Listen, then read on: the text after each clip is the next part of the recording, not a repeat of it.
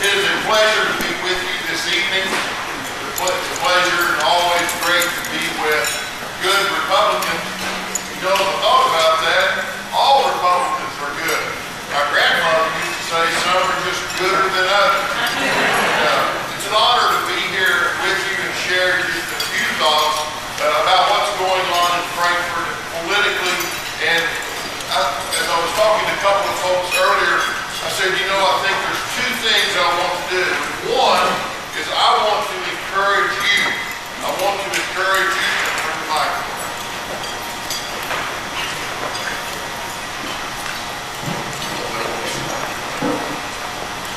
Two things I'd like to do tonight in just a few brief moments. Please continue to eat.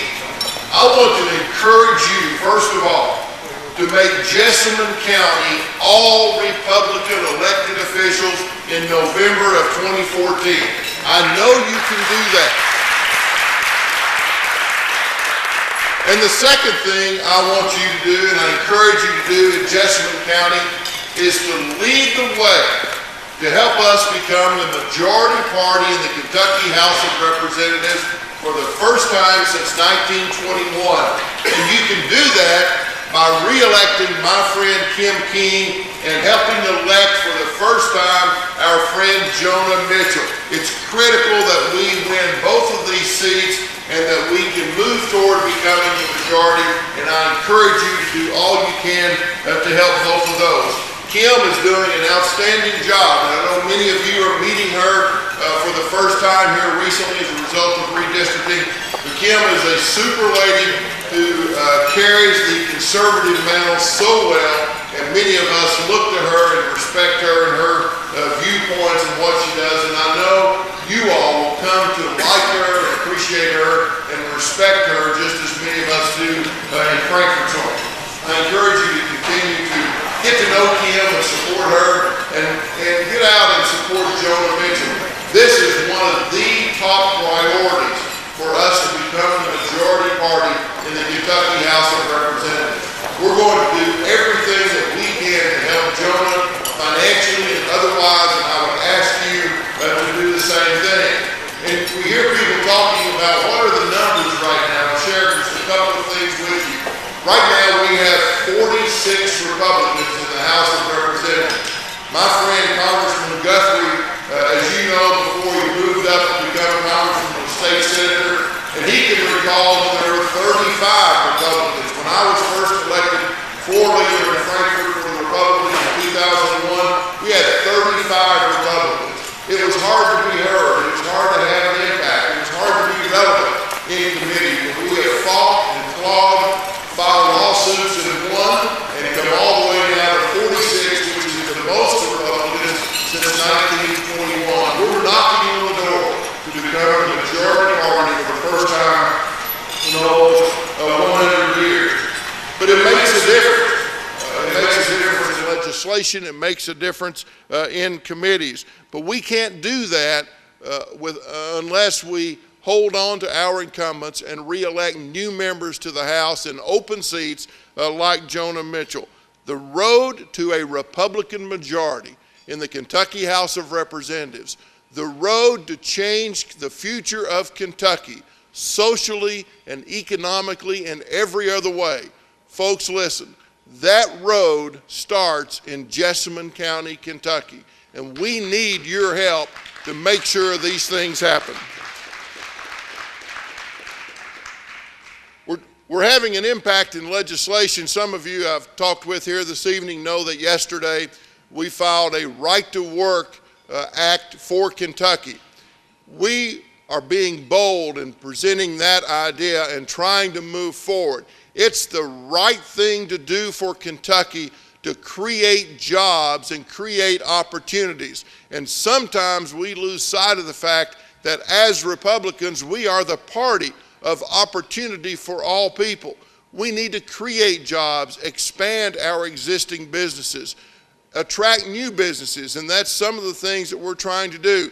But yesterday, when we introduced our Right to Work legislation, we had the president of the Kentucky Chamber speaking on our behalf. We had the president of the Kentucky Association of Manufacturers, the largest manufacturing group maybe in the country and the folks they represent. We had the Kentucky Association of Economic Development Directors, all of those speaking on their behalf for that legislation. And you know what? Here's what we run up against. We had a room full of people showing support for right-to-work legislation, Congressman Guthrie and Congressman Barr, a room full of people to show their support. The president of the Kentucky Chamber and many others speaking on our behalf. And today, in the Herald Leaderless and the Curious Journal, not one mention of the efforts that we're making to make Kentucky competitive so that we can be competitive with Indiana, who passed right to work 2 years ago, or that we can be competitive with Tennessee. When you look at job growth and job creation, it's happening in Indiana and Tennessee, and it can happen in Kentucky with things like right to work, but yet today we don't get a mention. Even we had a room full of people, and reporters from both papers were there, we don't get a mention. So don't be surprised next week when the unions bus in about 500 people, pay them $10 an hour so they can stand out and protest. Don't be surprised when that's on the front page of both the Courier Journal and Herald Leader in their opposition to what we're trying to do. It's difficult in the House with the makeup of the House, even though we have 46. We recently stood strong against the increase in minimum wage. Not that we don't want people to have a living wage and better wages, we all want that. But the fact of the matter is the minimum wage proposal that was presented this year was an unfunded mandate on school districts of more than $40 million over the next 10 years. It was an unfunded mandate on local governments, cities and county governments of more than $40 million over the next 10 years. And our own in-house economist for a nonpartisan Legislative Research Commission says that if you increase the minimum wage, as the Speaker was trying to do, you're going to lose almost 14,000 jobs in Kentucky. It's a bad policy decision. If the government, if Greg Stumbo has to get up and say, we need to increase minimum wage, then Greg Stumbo is saying, as Brian Gettle reminded me a while ago, Greg Stumbo is saying what we're doing now is failing. And that's the battle that we've been fighting. I know that bill is over in the Senate now, and it's a battle that we will continue to fight. But in the House of Representatives, we can't even get a vote on pro-life legislation. We can't get a hearing on pro-life legislation. And I know many of you know the ruling of Judge Habern in the last week or so with regard to same-sex marriage in Kentucky. We have filed a resolution simply encouraging the Attorney General and the Governor to appeal that decision. We can't even get a hearing on that. We can't even get a discussion, much like tax reform. We filed bill the last 3 years to try and begin the discussion on much needed tax reform, and we can't get a hearing in the House of Representatives. We've got to change the way Frankfort does business. We have to change the culture in Frankfort. We had a sexual harassment allegation against a member of the majority party in the House of Representatives. It was a member of the majority party that the leaders of the Democratic Party in the House acknowledged they had received these complaints over the last 3 or 4 years, but yet still they gave him $20,000 for his reelection campaign, knowing that these allegations were out there. And now they've been sued by 2 workers of LRC for sexual harassment. They knew it was going on. They had been warned of it, and they took no action, but yet they spent $20,000 on his reelection campaign. We can do better in Kentucky. We can do things better. We can grow our economy. We can pass tax reform that's needed. We can pass right to work. We can pass pro-life legislation, but we can't do it unless we all work together to re-elect Kim King and to make sure we elect people like Jonah Mitchell, because it's important on who's in control of the House of Representatives. For 90-some years, the Democrats have been in control. It's time we change Kentucky. It's time we move in a different direction. Don't take my word for it. Just this week, USA Today released a survey just Monday of this week of the most miserable states in the United States. You know where Kentucky was? Number 2. They looked at per capita income. They looked at education level. They looked at job creation. They looked at all these different factors, and Kentucky was the second most miserable state in the country, behind only West Virginia. Folks, we can do better than that. We can move in a different direction. The Kentucky Senate, led by President Stivers and other members, are doing a tremendous job. But when they pass legislation and it comes to the House, we can't even get a hearing. We can't get a vote. We have to change the direction we're going in the state. We have to change the culture in Kentucky, and we can do that. The change in direction begins in Jessamine County. It begins by helping re-elect Kim King and electing Jonah Mitchell. It all starts here, and I would like nothing better to come back in November and say, we're soon going to be the majority party in Kentucky for the first time since 1921. In Jessamine County, you led the way. I want to do that in November. And I ask for your help for these candidates and others, and keep fighting. It's tremendous and remarkable what you've done here to flip this county to a Republican majority. And then we have a primary election in May. We've got good people running. And I encourage you, when that primary is over, that we all wake up on May 21st and say, we're Republicans. We can't have any more of regulations from the Obama administration that are passed down to Frankfurt. We can't continue in that direction. Just a couple of weeks ago, when the minimum wage debate was taking place, Speaker Stumbo told his caucus, the Democrat caucus, why they needed to pass minimum wage. Because a member of that Democrat representative said, why can't we just go to $8.50 an hour from $7.25 rather than all the way to $10.10? And Speaker Stumbo's response was to the House Democrats, 1, because our Senate candidate, Allison Grimes, needs us to do this, and 2, because the Obama administration wants us to do it. That's the problem we have in Frankfurt, and we can change that, and you all can be critical in helping us do that. I look forward to continuing to work with you, but when the May primary is over, let's all wake up and say, we're going to change Kentucky with Republicans, and we're going to stand united as Republicans and change this state, because together we can do that. Thank you all very much for giving me an opportunity to be here tonight. God bless you.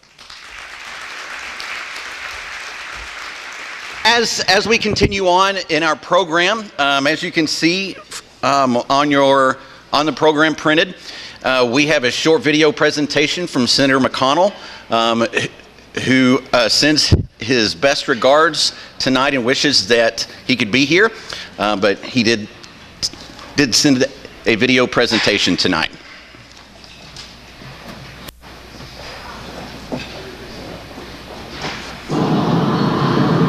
The only thing this administration's economic policies have accomplished when it comes to class is to ensure that the poor stay poor, and that the middle class lose their ability to become rich, and that the richest among us are forever insulated by a government that protects them from failure. You and I know that the growth of government isn't a sign of political might, it's a sign that people are hurting out there. And government simply can't provide the answer to their problems.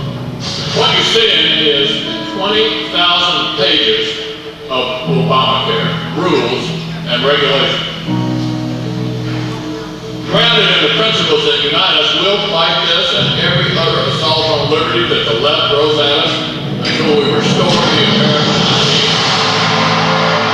We are the party of compassion. We are the party of immigrants. We are the party of hardworking taxpayers. We are the party of mobility, opportunity, growth, life, liberty, optimism, and innovation. We have entered a new phase. So pick up the gauntlet, my friends, and run. The founders, and taught us by example that this experiment will endure if courageous men and women continue to defend it, freedom in all of its varieties. These things never lose their worth or their power to motivate and to inspire. Society may change, demographics may shift, but the principles that make up free and prosperous society have been, and conservatives, we own these principles. We own them.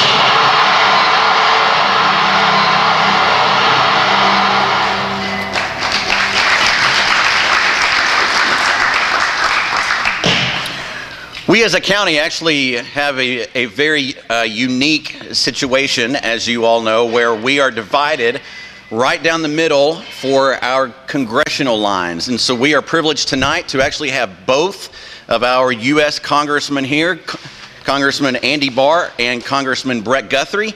And at this time, I would ask both of you if you would please come up to the stage and share just a brief moment with us about what is going on in Washington, D.C.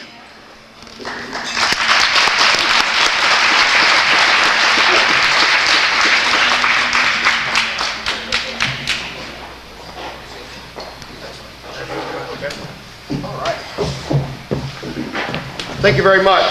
I appreciate the opportunity to be here. And Sarah wasn't just calling us back and forth. She must have called Eric Cantor. I was talking to Eric Cantor earlier today. He said, we're going to change the vote. We're supposed to vote through this afternoon. We finished about noon today, so we all could run to Louisville and couldn't get to Lexington until 8:50 tonight. So we got to Louisville and got over here. So thanks for doing that. And Tom Buford, I'll tell you, I have to serve in the state senate with him. Y'all certainly have a great treasurer and somebody that knows how the state senate works, how to make it operate. And when he said a joke that I laughed, and I think he laughed, I've noticed. He said that the bathroom's over here and I won't talk too long. True story, one time, sometimes in Frankfurt, believe it or not, they make fake bills that don't have any merit to them whatsoever, kind of frivolous. And one day we're having one of those frivolous bills, and so Tom Buford called out the roll call, it's Buford. And he stands up. This is a true story. He stands up and he goes, I want to explain my vote. It's like, I can't even explain this. This is like one of those, you have to change a code or something.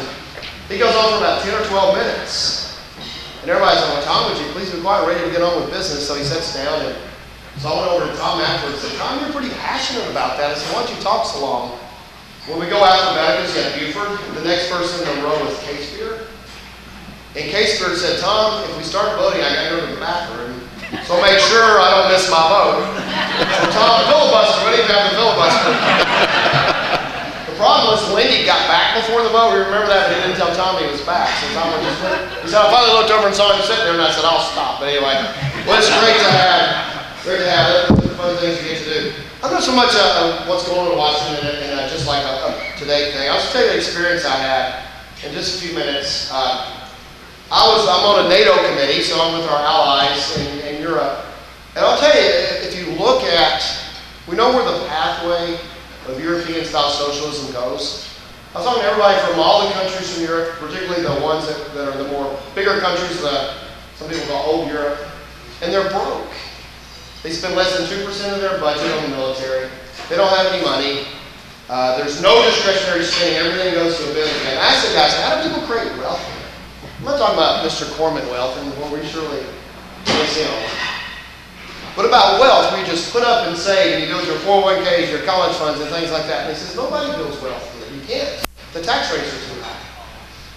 And then it wasn't this trip, but I'd gone to Yemen, and I'll recommend that for a week summer stay in Yemen. But on the way back from Yemen, we had to stop for the Air Force to get 10 hours of sleep, which they didn't tell me that when I joined the Army. We stopped in Rhodes, Spain at a Navy base, American Navy base. They had a ship there. There was a Spanish ship, and they said, that's their ship. That's the Spanish ship. They take it out every maybe once or twice a year for a couple of days. They don't have enough fuel to do it any longer. And I'm thinking, that's the Spanish Armada of the old days, right? One of the great sea powers to settle the New World. And you look at that, and you say, wow, their biggest product is to sell, is the history when they were a great power. So I thought about that, and then y'all let me do some cool things. I have to admit, I was still starstruck. I actually had lunch with Newt Gingrich. And Newt said, he quoted Ronald Reagan, so it's Lincoln Reagan there, so little Ronald Reagan. And this is one of the quotes I never really heard Reagan say. It's in the 1970s, Ronald Reagan used to always say, it's not Democrat or Republican, it's not right or left. We need to talk about our party in terms of the future and the past. And it really struck me that we know the pathway of President's European-style socialism. They all think they can just do it better. We know everybody else is failed, but we're smarter. And we know the pathway of that. And a friend of mine named Kevin McCarthy, our whip, he told me this, and this is firsthand from him, so I believe it to be true. He said, I was sitting in the Oval Office talking to the president, and the president said, Kevin, you know, this is my kind of view of everything.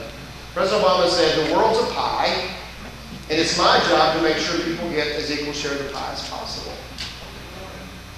And Kevin said, no, Mr. President, that's not it. We know what the answer is. The answer is to make more pies. So you don't care about how big somebody else's piece is. Yours is getting bigger. When you worry about it, it's when you start trying to divide it up. And who gets to decide how to divide it? And so when I first got there, I actually thought we were more like Japan. In the 1980s, when I was in college, everybody said you should learn Japanese. That was Chinese, it was Japanese. Everybody's they invested in central Kentucky. We didn't love that, but they were money to spend, they were doing things, and they had a real estate boom and then bust. So they spent money, they stimulated their economy several times, devalued their yen, did all the things that we did in 2009 and 10. And people they went from being everybody learned Japanese in the 1990s, and I would argue the last 10 years as well, is the lost decade for Japan. And we went right down that path. Matter of fact, the Congressional Budget Office just said that the next 10 years they predict, which is a nonpartisan economic forecasting group, the next 10 years is predicted to be flat in our country. One other thing is I got some legislators here, and you need to know this. They also said the health care bill is going to cost 2.5 million jobs. You probably saw that just a couple of weeks ago. And the 2.5 million jobs they're referring to, not that employers are going to hire people less. They've already said that number. It's 2.5 million people choosing not to work because they're getting something for free. So that's 2.5 million. Now, not every state in the union has expanded Medicaid. Some have. Some very famously have. My favorite state in the union did. And so those 2.5 million jobs aren't just going to come from all 50 states. They're going to disproportionately come from our states. And that's something we need. So we know where that leads. So what's the alternative that we need to talk about? And that's why I want to finish with this. We know the other path. Ronald Reagan in 1980 inherited as bad or worse, I would say worse actually, because my dad lost his job, of economy than President Obama did. You remember in 1980, Republicans won the Senate because it was so bad? For the first time since the 1950s, Republicans won the Senate in 1980. So Ronald Reagan says, we got to get a handle on it. We got to make tough decisions. Let's cut spending. Let's get inflation under control. Let's do all these things that were tough decisions, but he made them. 1982, what did we do in the Senate? We lost the Senate. But by 1984, with less than 4 years, what was it? This Morning in America, wasn't it? Created opportunities for people to grow business and create wealth. And so when we talk about our politics and our policies for the future versus the past, our pathway leads to the future. Theirs is the past. We know where it leads. And I'll close with this. I said I went to Yemen. I'll tell you what Yemen is. You should never go there on vacation. I went to Yemen on the 4th of July last year.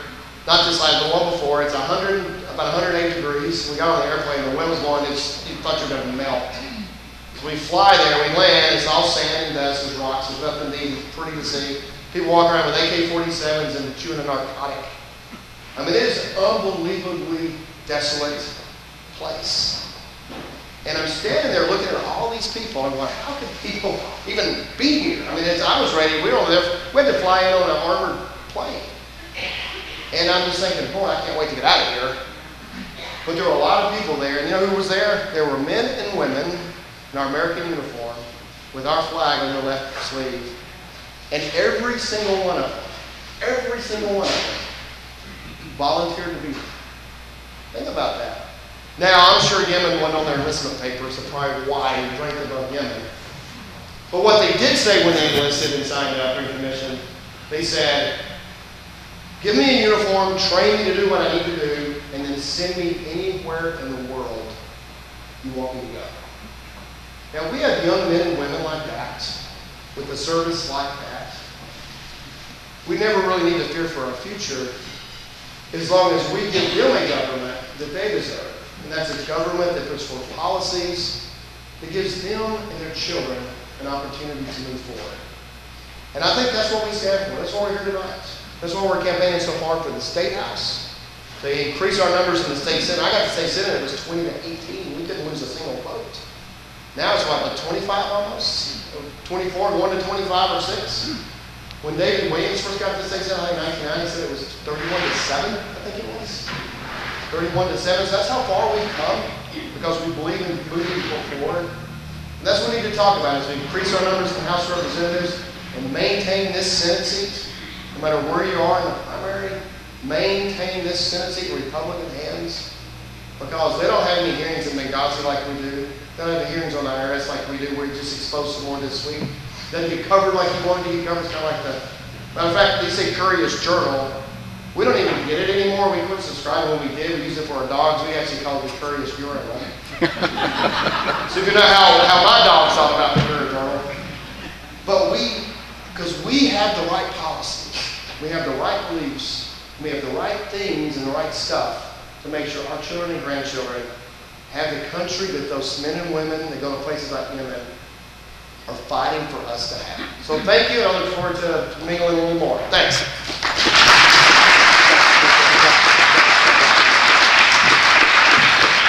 I just want to briefly remind you that our silent auction is still going on, and as I look over here, there are several items that have not even been bid on yet. So you might be able to get a steal, and you only have until Andy gets done speaking. So the silent auction is still going on. Don't feel bad to get up and go over there right now. Really, it's okay.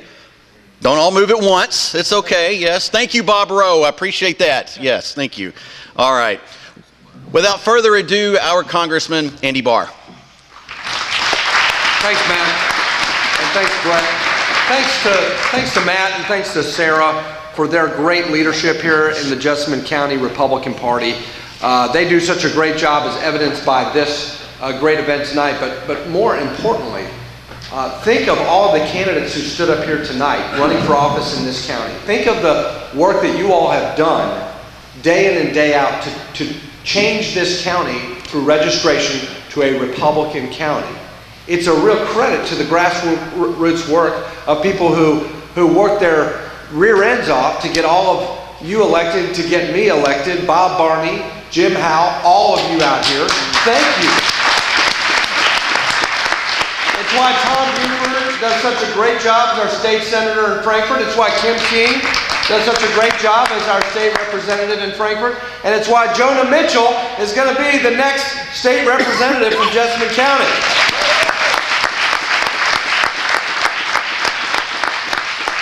So I'm holding in my hands an invitation. And if you haven't gotten it yet, I want to tell you what it says. Jonah Mitchell fundraiser, March 17th, St. Patrick's Day. Go for the green. Reach deep down inside in your wallet and get that green. And come to that fundraiser and help Jonah. Lone Oak Country Club. I will be there to support the cause. If you don't know about it, please, you're all invited. And please help out a great, great candidate in Jonah Mitchell. Let me also just recognize my staff here. I've got both my campaign staff, my re-election campaign staff here. Blake Brickman, who's my campaign manager, and Ethan Witt, who is our political director. Want you to get to know them. They're doing a great job for us. On the official side, Sergeant Tyler White is the field representative for this area. He's not here tonight, but you should get to know him if you haven't already. He leads our Veterans Coalition and does a great job. Colleen Cheney, our district director, is here tonight. Colleen does a great job as well. And Aaron Thompson is a caseworker. Aaron has been just fantastic, especially over the last month where he has helped install a new IT system and taken care of our interns. So Aaron, thanks a lot for all of your good work. Let me just tell you briefly about what we've done over the last year and a half, and in particular the last couple of weeks. I was just talking to Bob about when you come back home on a Friday night, you get a chance to reflect on what you did over the past week. And we've had some bad weeks in Washington in my year and a half, almost year and a half as your congressman, but this was a good week. This was a week about House Republicans standing up for accountability. This was a week where I felt proud because I did the job that you elected me to do, which was to hold Washington politicians and bureaucrats accountable. And so, we've done this all the way along. We did it with the No Budget, No Pay Act. We did it with the Live by the Laws You Write Act. We did it with the No Bailouts for State and Local Governments Act and introducing that legislation.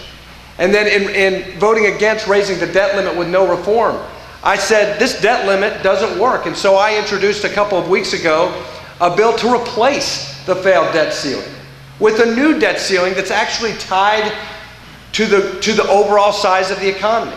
We've raised the debt ceiling over 20 times since 1993. We've increased the national debt by over $12 trillion over that same period of time. The debt limit law doesn't operate to limit spending and debt. It enables it. And it allows the Treasury Department and this president to threaten default even though we've got plenty of money coming in to pay the debt service.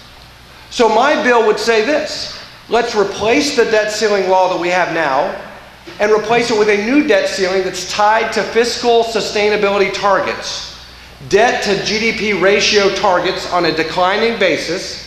And if we as members of Congress, and if the President and the executive branch, if we collectively fail to meet those declining schedule of debt to GDP targets, then our pay will be reduced in accordance with the percentage that we missed the target. I call it the Debt Limit Reform and Congressional Pay for Performance Act. The American people understand this. They get paid for their performance at work. So should members of Congress, the President, and members of his cabinet. So that's an initiative that we're launching to hold Washington accountable. But this week was an exciting week also for accountability. A couple of initiatives as I look back and reflect upon what we did this week.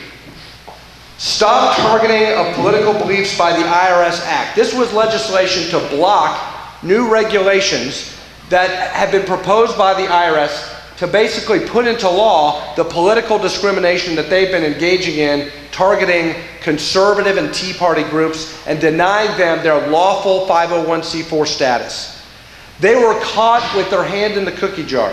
And so what did they do in response to politicizing free speech, politicizing the rationing of speech, trying to shut up their political opponents and deny them their freedom of speech rights? What did this White House do? What did this IRS do?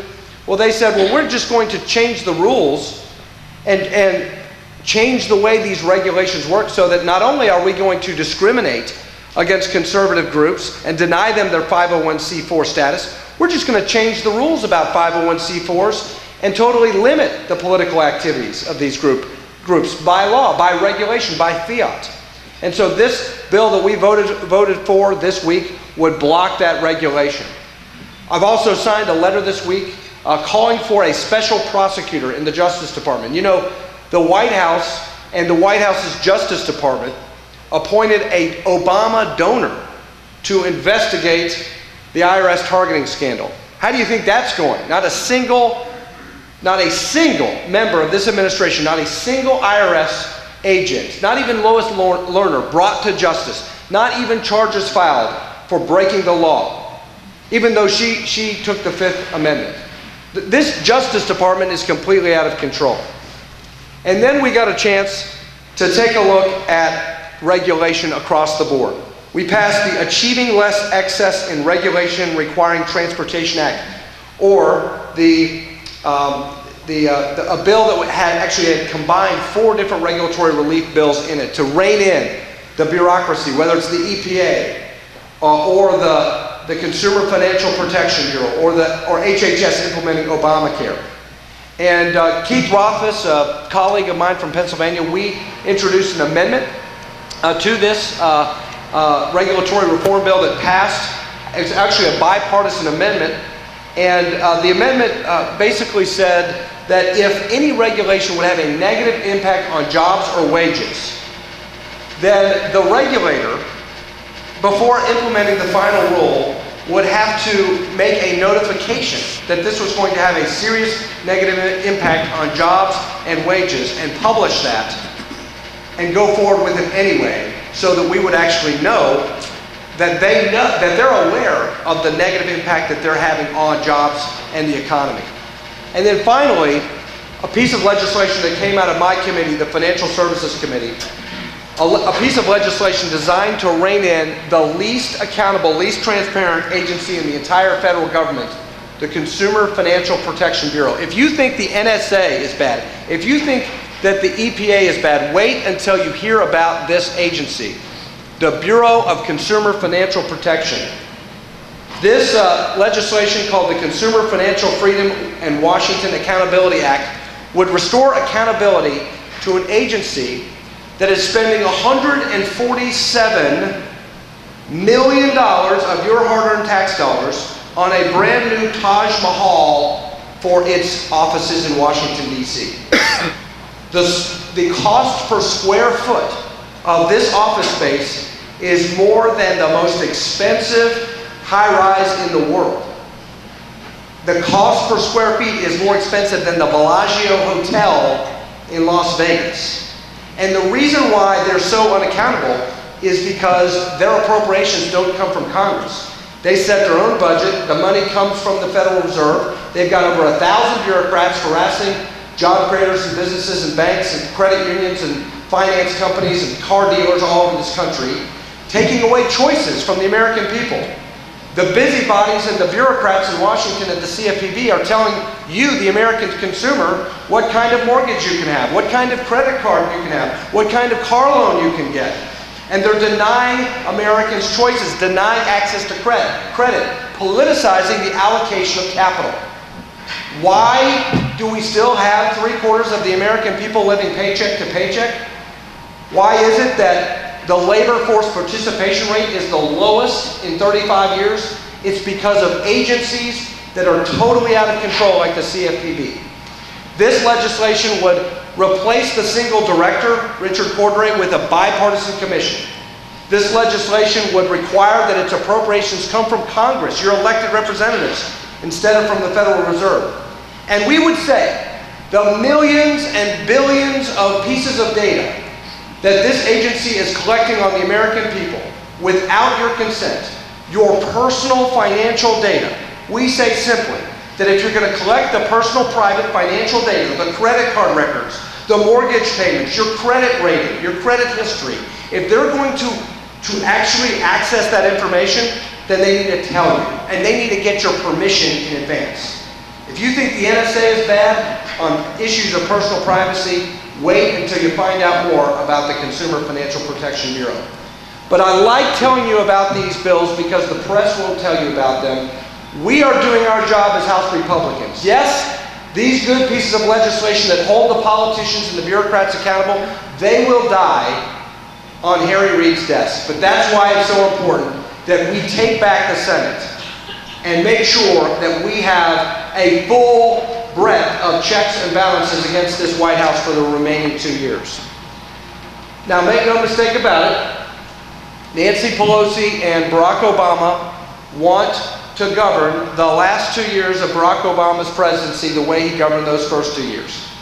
So we've got to make sure we do everything we can to re-elect a Republican Senate, a Republican senator from this state, re-elect the Republican congressional delegation from this state, but do all we can to expand our numbers in the Senate, take back the Senate, and keep growing our majority in the House.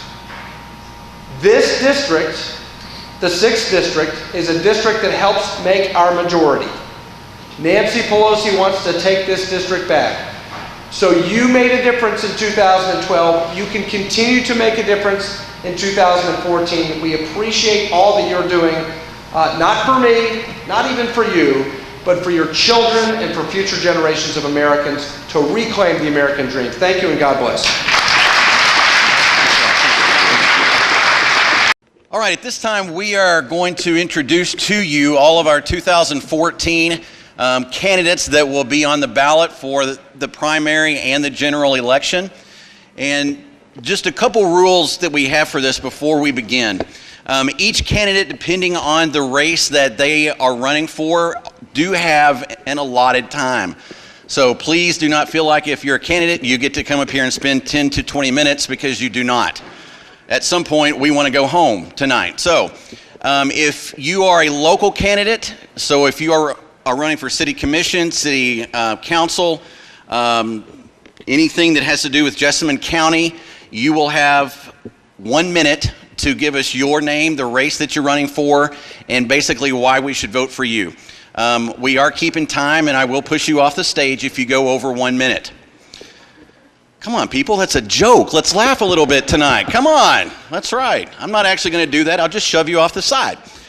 If you are a state candidate, so if you are running for state representative or any other state race, you will have 3 minutes to speak. If you are running for a U.S. race for Senate and the like, you will have 7 minutes to speak tonight. So what we're going to do, also rule number 2, and I would stress this one very, very much, please remember that if you are in a primary, we are all Republicans. Please do not speak ill of a fellow Republican. Please do not put down your opponent. That does not make you as a candidate look good at all. So please keep that in mind as you're speaking tonight.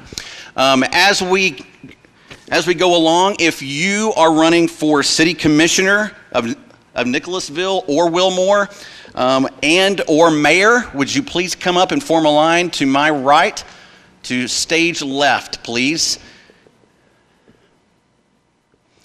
And we will give these candidates, just as they form a line, 1 minute each. Pete, go ahead and come up and you can get us started. Thank you, Matt. Good evening, everyone. My name is Pete Sutherland.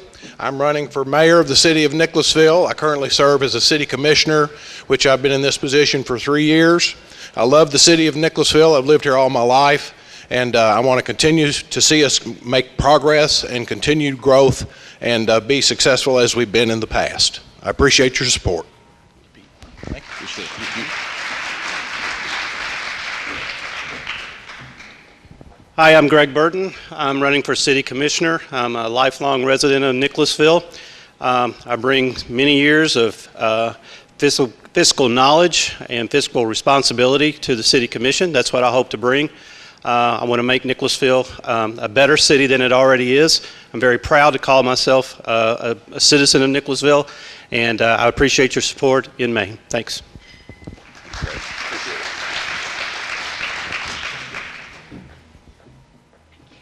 And my name is Donna Pyle, and I've been a resident of Nicholasville for about 35 years. I have 3 sons and 5 grandchildren. I've never run for public office, but I'm really excited to be running, and I hope I have something to offer Nicholasville, and I am excited to be able to help the future of this city be brighter and more interesting, and to help our second-class city grow.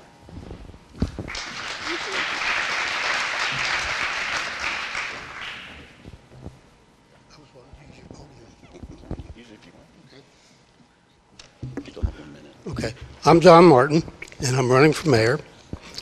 Excuse me. And I got a few things that I had down here as my goals.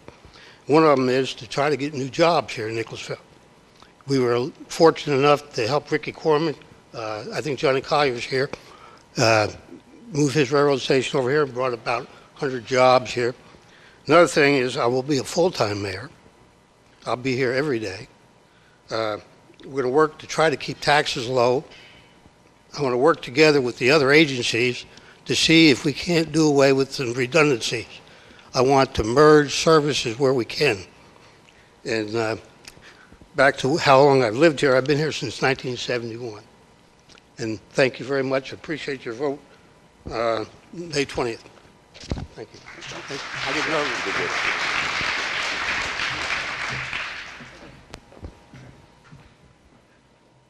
I'm Betty Black. I am serving as city commissioner now.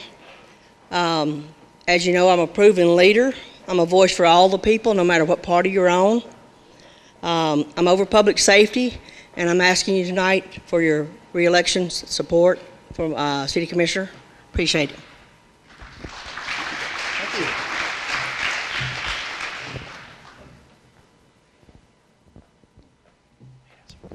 Good evening, everybody. My name is Jeff Moss, and I am a candidate for family court judge in our judicial circuit, which is Garrett County and Jessamine County. Judge Dixon is our current family court judge. He's retiring at the end of his term, so I would appreciate your support. I was Garrett County attorney for 12 years and been here all my life. I went to undergraduate and law school at University of Kentucky. I'm also practicing law currently and also teaching high school social studies at Garrett County High School, and I got my master's in education for Asbury. So our position handles adoptions, handles domestic violence, abused and neglected children, domestic relations, a very important job, and we'd appreciate your support in the nonpartisan primary May 20. Thank you.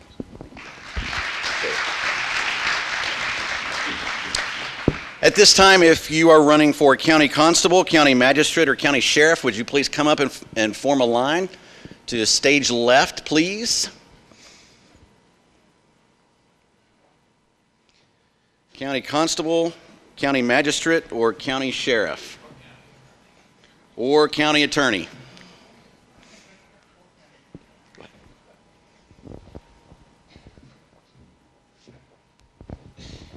Hi, my name is Donnie Hubbard. I'm running for Magistrate 1st District. I was born and raised in Jessamine County. If elected, I want to be a servant for the people, to work with the county judge, and anything that I can possibly do to get done for the people. Thank you for your vote.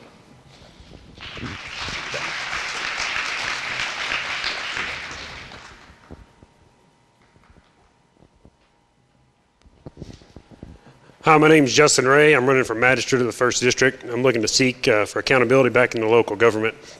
And on May 20th, I'd appreciate your vote. Thank you.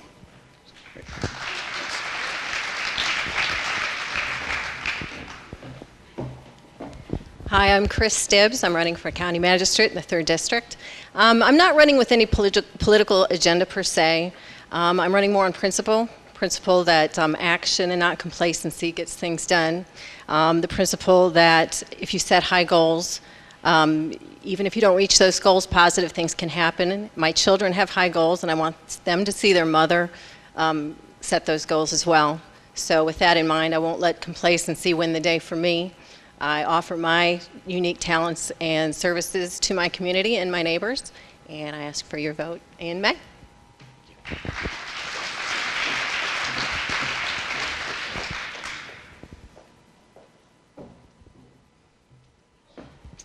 I'm Amy Day.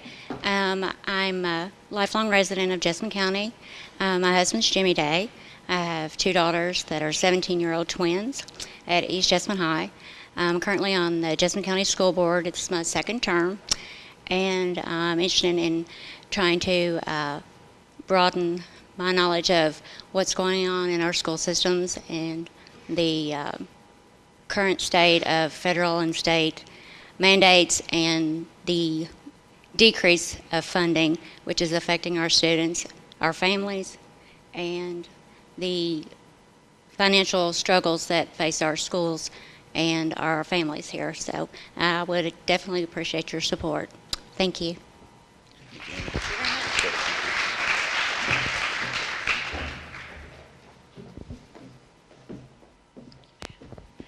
I'm April Rose Prather, and I'm running for Magistrate in District 4. I'm a resident of Jessamine County, a full-time realtor, a mover and a shaker, and also married to my husband Marty for 15 years, which is here, and he's always here with me to support me. We have a 6-year-old son, Lane, and I'm running to be the voice of my community. I believe that being accessible to your community is what needs to happen, and as a realtor, I'm very used to being accessible to my clients. I would appreciate your vote. Thank you very much.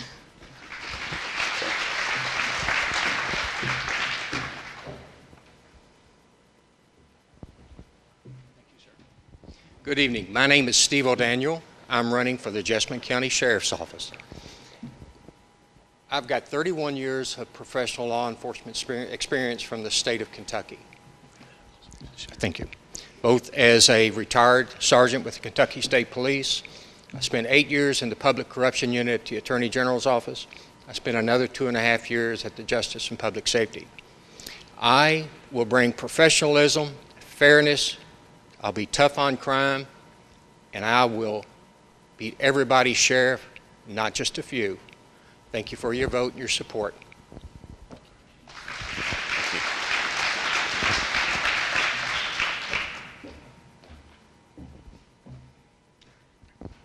My name is Terry Mextroth. I'm running for re-election as a 3rd District Magistrate. I have served this county for 33 years as a public school teacher, a principal, and a county magistrate. I'm the longest serving magistrate, and I know how county government works. And for more information about me, you can visit terrymextroth.com, and I would appreciate your vote. Thank you very much.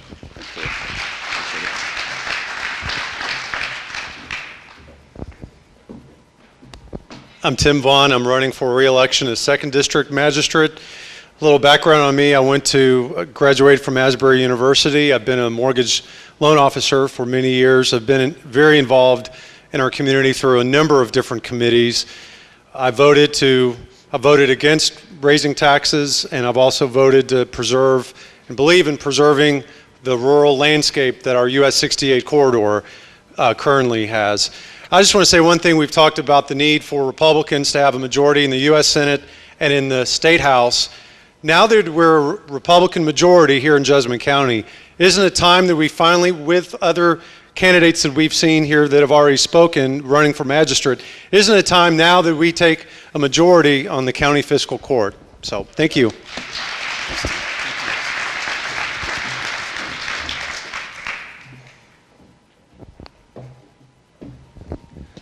I'm Richard Lucas, and I'm running for Constable of the 1st District. I have over 30 years experience in the criminal justice program, both as a law enforcement officer, 23.5 years as Naval Criminal Investigative Service Special Agent, and then I was on the judicial side as a position was called Commissioner in Southern Maryland for Charles County, Maryland. So I do know law enforcement, I do know the judicial side, I know what probable cause is. I think I would hope to beat the fella that's in the position now. And I look for your vote. Thank you.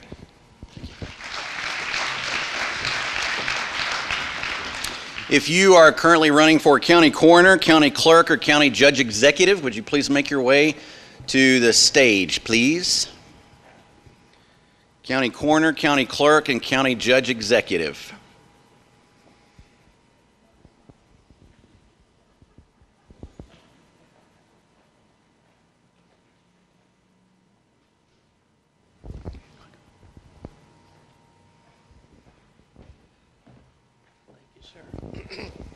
My name's Johnny Collier, and I'm running for Jessamine County Court Clerk. I've had 20-plus years experience in banking. I've ran my own business for the last several years. I was involved in the Nicholasville City Commission for 14 years. I feel like I've got the experience that I need and that you need for a county clerk. And I will tell you one thing that I'm going to be looking at real hard after the election. We're going to investigate the possibility of putting a satellite office in Wilmore and something on the north end of town. I don't know whether we can or not, but we are going to look at that, and I would appreciate everybody's vote. Thank you.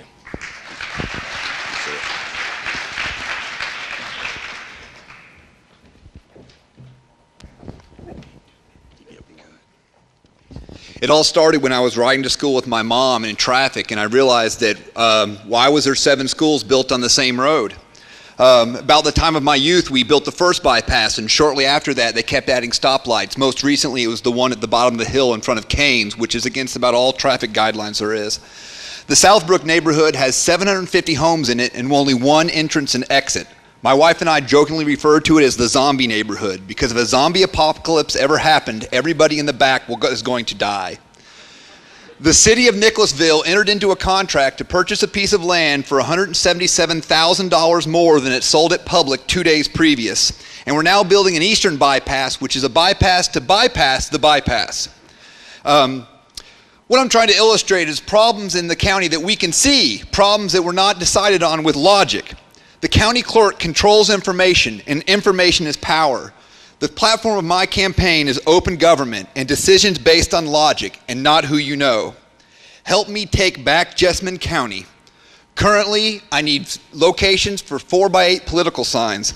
Check out my website, jhamilton.com, and please vote for J. Cassidy Hamilton for county clerk. Shut it down.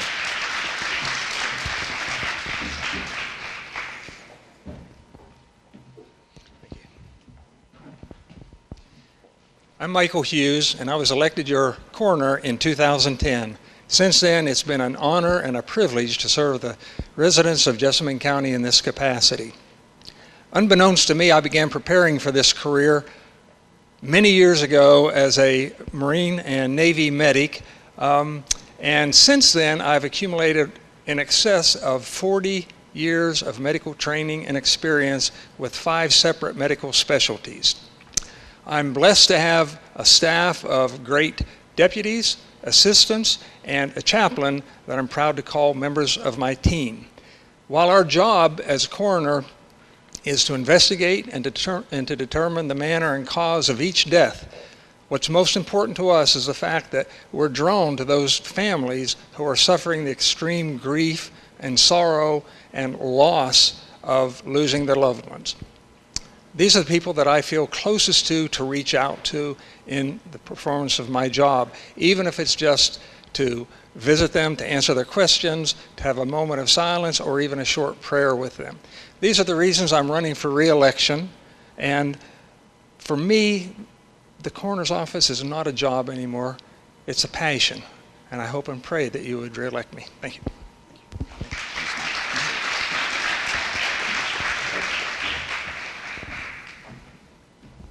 I'm David West, and I'm running for Jessamine County Judge Executive. And I'm running just because I love Jessamine County.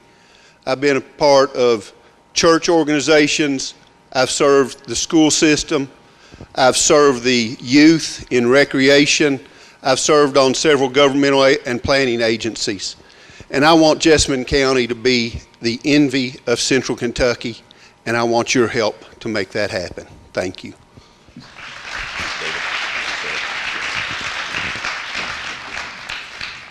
If you are currently running for the 39th State House or the 55th State House District, those are 2 people. So if Jonah and Kim would please come forward.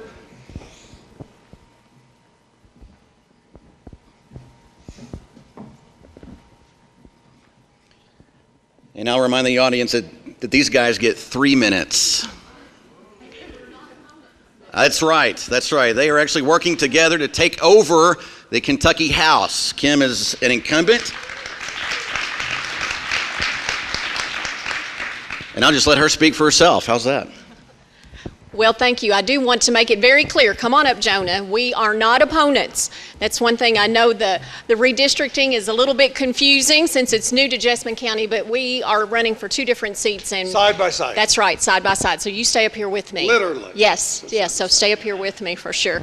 I appreciate the opportunity to introduce Carrie and me to Jessamine County. We do have some roots. My mom and stepdad and brother were here for many years.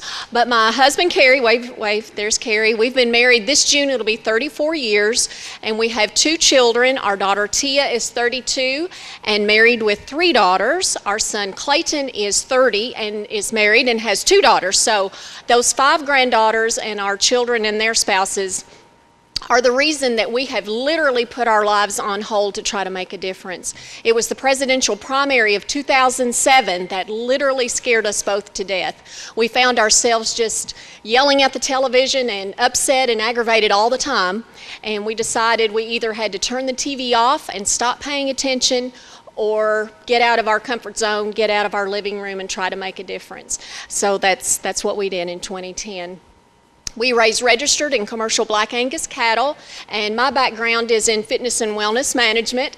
I have a bachelor's from EKU. Just a little funny side note, I was actually the first grandparent to graduate from Eastern's honors program in 2004. I went to college as an old lady, and once the kids were grown, and so that's a little bit of my background.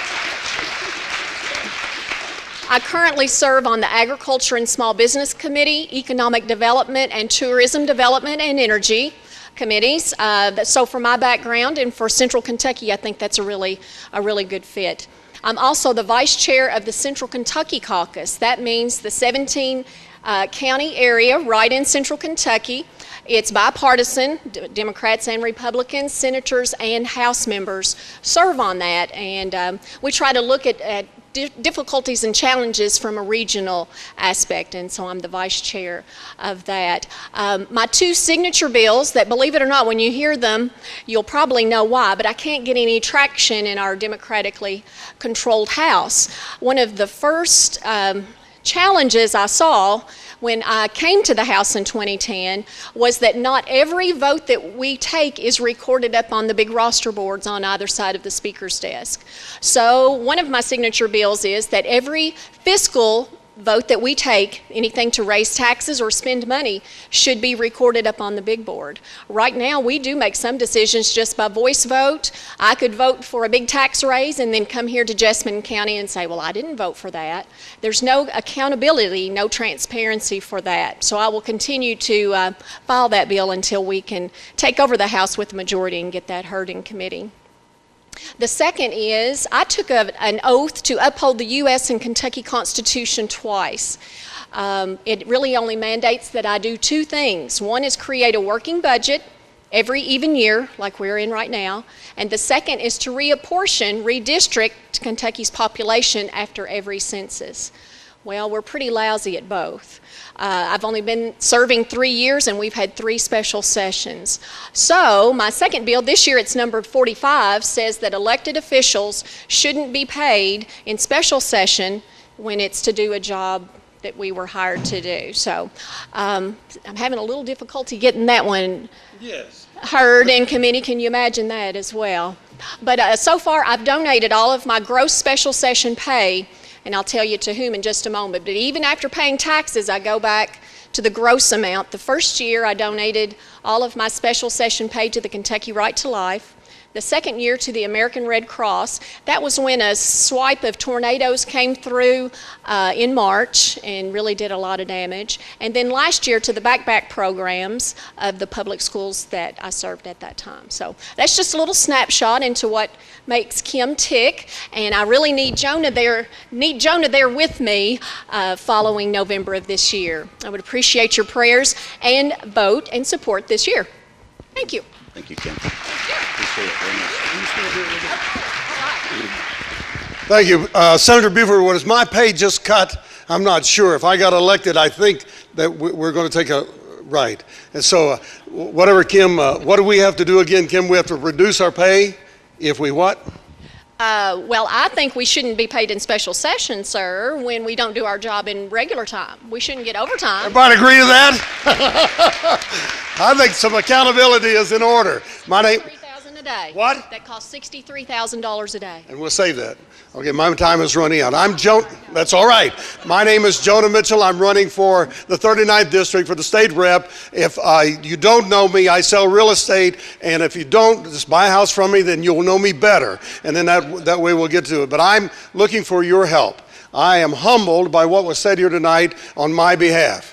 I sat at a table with Carol Rogers' husband, and come to find out, I've just come back from my 10th trip to Honduras on behalf of John Maxwell's EQIP program. Well, guess who's paying John Maxwell?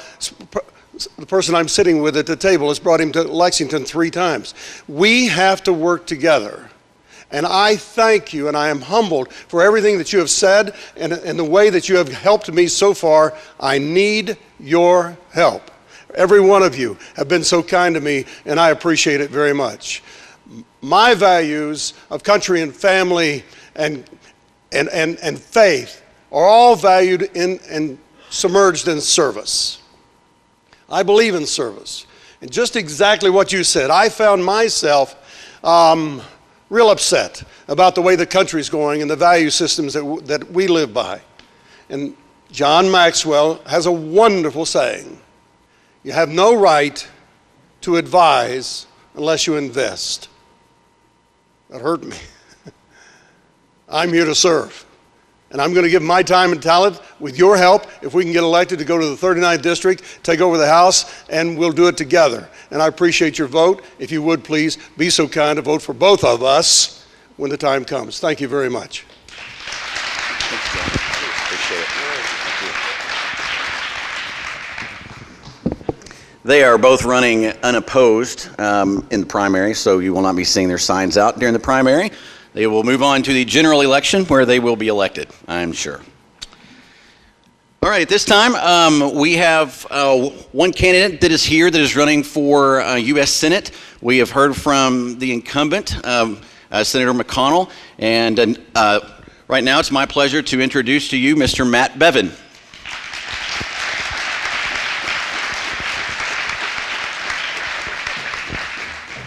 Appreciate it.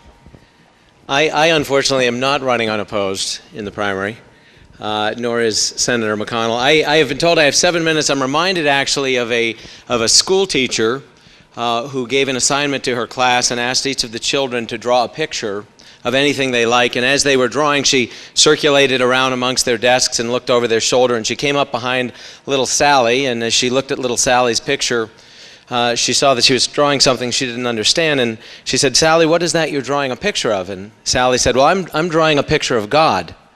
And her teacher said, "Well, Sally, nobody knows what God looks like." And little Sally said, "Well, they will in a minute." And in some measure, I've got 7 minutes for all of those of you who I've never met to try to draw a similar type picture. Not sure that it's possible in 1, 3, 5, 7, or any number of minutes that we have tonight. But I do appreciate your time and your interest in this race, because it matters. It matters significantly. I grew up in a pretty simple way in a little town of 250 people. I was the second of 6 kids. We grew up out in the country, grew pretty much everything we ate on our own land, raised a variety of animals for meat, eggs, milk, etc. I was very involved in 4-H my entire life. It was the highlight of my social life. Sleeping in the barn with my animals at the county fair was literally as good as it got in my life as a kid, in some respects. But it's a life for which I'm grateful, and it was a life that was grounded on strong Christian principles. And how fortunate we are to live in a country and to live in a state and to be tonight in a county where we can pray in the name of Jesus, and we can be grateful for the Christian heritage that this nation was built on. And this is something that I hope we never take for granted. And I'm grateful to have been raised in a home where these values were instilled in me from a very early age. I put my way through school. I worked my way through college at Washington and Lee University. An interesting Congressman Guthrie earlier was talking about how things were with Japan in the 80s. That's when I was in school, and indeed I switched my major from economics and business to studying East Asian studies, and I went to a university in Japan and learned Japanese, because what they're saying about China today, they were saying about Japan back then. And a lot does change and things come and go. I'm now married and I have 9 children. Some people find that to be a remarkably large number. We had 5 children. We adopted 4 additional children. First 1, and then we learned of a sibling group of 3, the oldest of whom was 10 already at the time. And for us, we thought 6, 9, really, what's the difference? I will tell you what does change, though, is what you drive. That does change. And so we no longer fit in the Suburban. We now have a large silver van that's a 12-passenger van. My wife refers to it as Apollo 12. And she doesn't laugh, though, when we talk about it.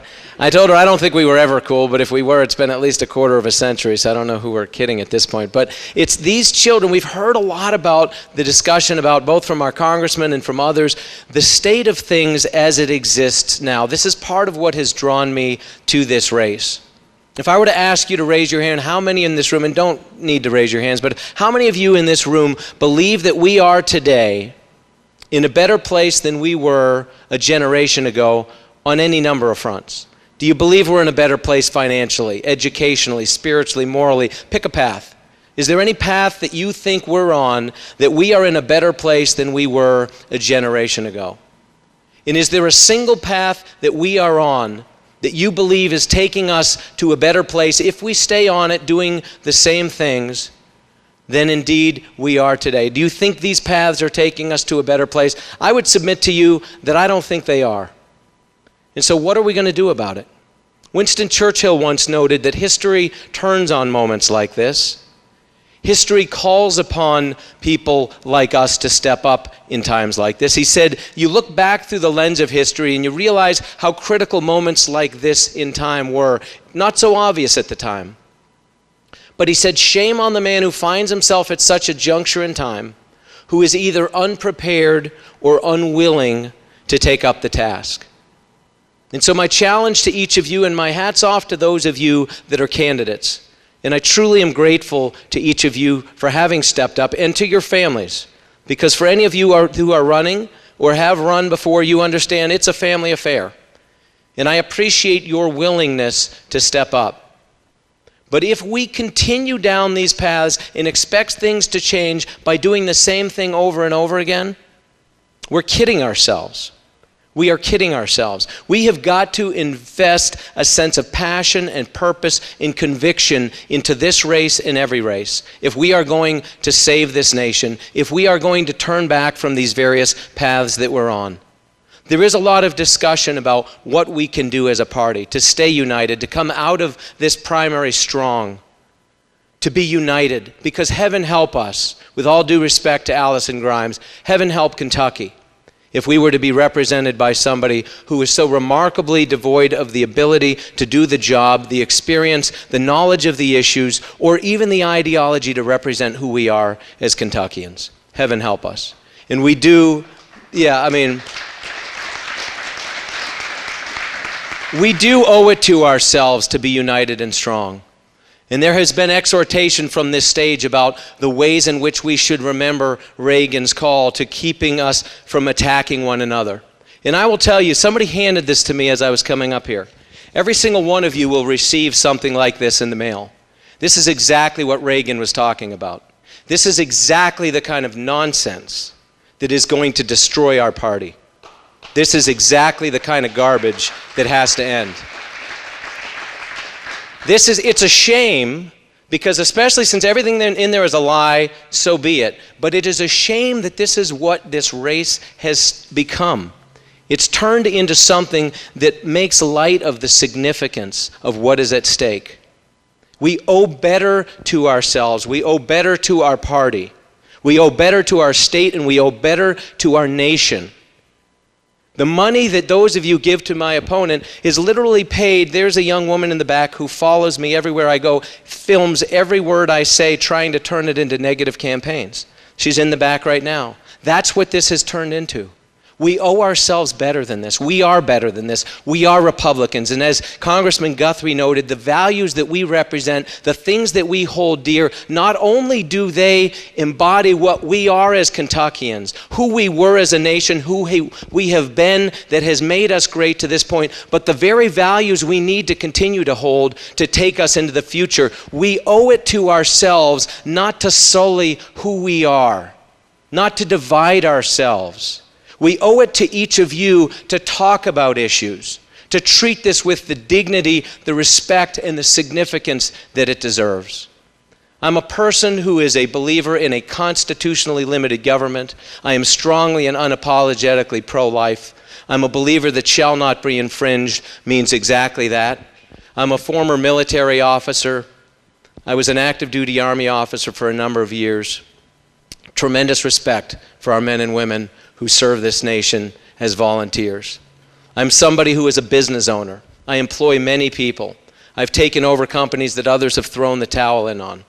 I'm somebody who is a believer that we owe it to future generations to elect men and women who have been in our shoes, who have grown up as we've grown up, have lived as we have lived, have worked as we have worked, have served as we have served, who have employed others, who have created the wealth of this nation. Part of what is destroying us as a country is that we are continuously being led by men and women who have never for a day in their lives been in these shoes that we're talking about. They haven't created the wealth of this nation, and yet we are turning to them and expecting that in some way, shape, or form, they are going to come up with the solutions, When everything hit the fan in this country a few years back financially, the best and brightest minds we could find in Washington to preclude another financial meltdown and to prevent this from happening forward, to fix the problem, the best we could come up with was Barney Frank and Chris Dodd? Really? I mean, really? Think about it. But that was probably the best we had. We owe it to ourselves to return to citizen legislators, the people who are coming from our ranks, who are like us, who will serve for a finite period of time and then return to our ranks, to the private sector. This is what made us great. It's what will keep us great into the future. We owe no less to our children and grandchildren. I appreciate your time. I will leave you with one thought. There is not a race, and in this county, in Jessamine County no less than any others, there is not a single reason there should not be every seat filled by a Republican. You've got the numbers. Think about it. There have been 3 special elections in this state in the last 6 months, 2 House seats and a Senate seat. The total turnout in those 3 races, 11% for the Senate race, 22 and 28% for the House races. Shame on us. And by us, I mean every one of us who we may go vote, but we owe it to ourselves, we owe it to our party to turn out 1, 3, 5, 10, and 20 and 100 other people with us, because there's not a single race at any level, local, state, county, federal, etc., that we cannot win, that people who value what we value cannot win. We owe it to ourselves. It's my challenge to you. I appreciate your consideration for my candidacy in this race. Thank you very much.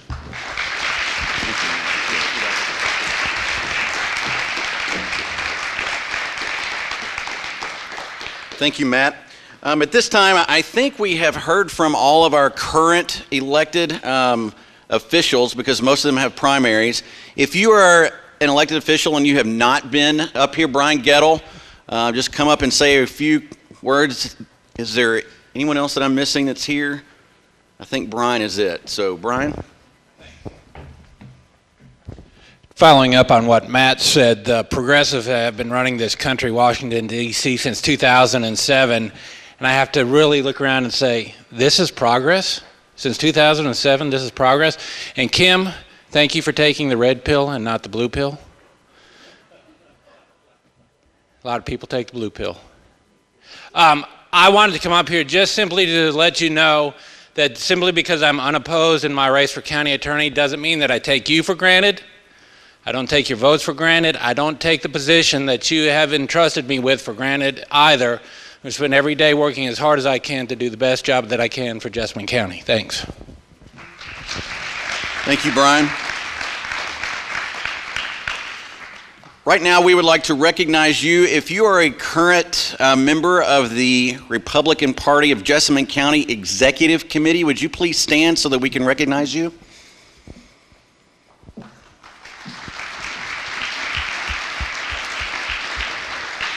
These guys that are standing have worked extremely hard, and they are the major reason why this year we have taken the majority in this county through a very strong phone effort and some door-to-door efforts. And so our thanks to all of them for their extremely hard and diligent work.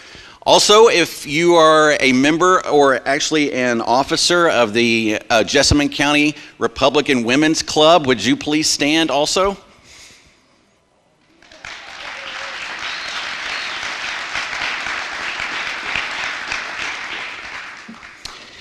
And I think right now, since the silent auction is closed, before we end tonight, we are going to announce who won the silent auction. Please keep in mind, and I'm actually being serious about this, if you won the alcohol bottles, please do not open them here. Thank you. Go ahead, Sarah. Okay, I'm just going to read through names really quickly. Please come up here and see me or Donna after the event to get your item and pay. We have Tom Buford, Matt Bevan, Bob Barney, Colleen, let's see here, David Rasbold, Tom Buford, Justin Ray, Bob Barney, is it Eshelbon? Eshelbon? Is that? Okay. Bob Barney, another Eshelbon, Jim Howe, Mindy Parker. Okay, I can't read this one, but it's someone whose name starts with a J, who bid on 3 bottles of Gainesway Farm Stallion wine. So if your name starts with a J and you bid $45 on that, please come up. Jay Hamilton. Is it Jay Hamilton? Oh, sorry. Oh, okay. Okay, Donnie Hubbard, Bob, starts with an H. Hamilton? Helton. Okay, Bob Helton, Noel Harrelson, Kim King, another A. Eshelbon, Colleen, Noel Harrelson, another Eshelbon, Chris Stubbs, Ken Howard. And then let me go down this side of the table. The same person whose name starts with a J that has J? No, I read Tom's. Okay, if you bid on the birthplace of Lincoln, Sinking Springs, Prent, and your name starts with, I think, a J. And then, let's see, we have Kim King, another A. Eshelbon. Ooh, I won something. Sarah Kaufman and an A. Eshelbon, and that is all. So thank you. And then one thing I want to mention, too, is April 25th. Get it on your calendars now. It's a Friday evening at 6 p.m. We're having a candidate forum at the Blue Building at City County Park. It's going to be a potluck event, but all of the candidates, is going to be a really good opportunity for all of you to get up and for the community to see you and what you stand for and that sort of thing. We will give the candidates who have primaries a lot more time than 1 minute to speak that night. So that's my promise to you, because I know a lot of you weren't happy about the 1 minute time limit, but we appreciate you all being good sports about that. We'll give you 2 minutes at that. Three if you're lucky. No. Yeah, 3 if you're good. Just in closing tonight, I want to thank each and every one of you for being here. If it wasn't for you, obviously our party in this county would not continue. We certainly rely on our elected officials, on all of you here, for us being one big family. And as I look at our party in this county, that's how I see us, as one big family, because it takes a family to make things happen, and we have to work together. We might be in a primary with someone else, and I just challenge you, if you are, and there is someone that you are running against that's in this room or that's even not here tonight, I challenge you to keep it clean. I challenge you, because one of you will go on to the general election. One of you will face a Democrat. And we need to make sure that our Republican candidate, whoever that might be, is the strongest and in the best shape possible when they get to the general election. And if we beat up on each other during the primary, then that's not going to happen. So I just challenge you and encourage you to keep it clean, be nice to each other, play fair, play nice, and that goes for everybody, all the way from the U.S. Senate down to county magistrates. I would say that to anybody that's here, that's not here, all across the board. We are Republicans. I just want to acknowledge one person who probably worked the hardest and the longest, put in the most hours for this event tonight. Did all the planning, did pretty much all that you see. We had a great group here this afternoon to set up, but before we could set up, there was a lot of planning that was involved, and I just want us to give a big round of applause to Sarah Kaufman.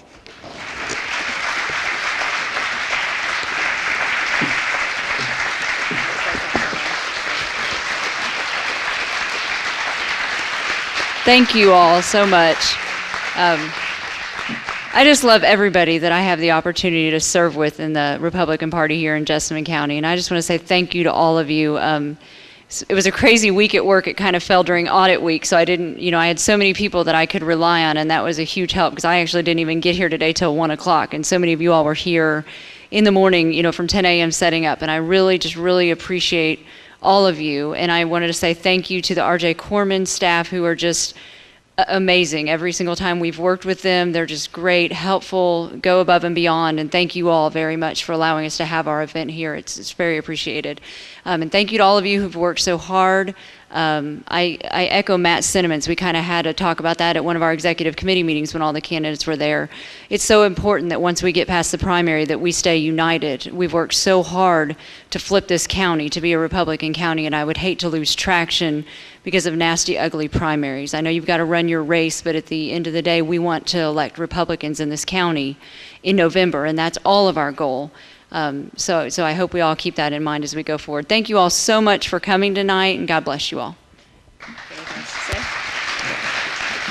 Thank you, Sarah. I just want to close real quick. Sit down. Just teasing. I just want to close tonight just by saying thank you. Thank you very much to all of you that are here. I want to close tonight with a quote from Ronald Reagan. And as we look back and reflect over our country's history, there are many things that we could say about our presidents, but this particular quote actually came from a presidential debate in 1980 between Reagan and Carter. And this particular quote is one that I have always loved. And so I just wanted to share it with you tonight. And in the same, say good night and thank you for coming. But Reagan said this. He said, "For 200 years we've lived in the future, believing that tomorrow would be better than today, and today would be better than yesterday. I still believe that. I'm not running for the presidency because I believe that I can solve the problems we've discussed tonight. I believe the people of this country can. And together, we can begin the world over again. We can meet our destiny, and that destiny is to build a land here that will be, for all mankind, a shining city on a hill. And I think we ought to get at it." Thank you very much. Good night, everyone.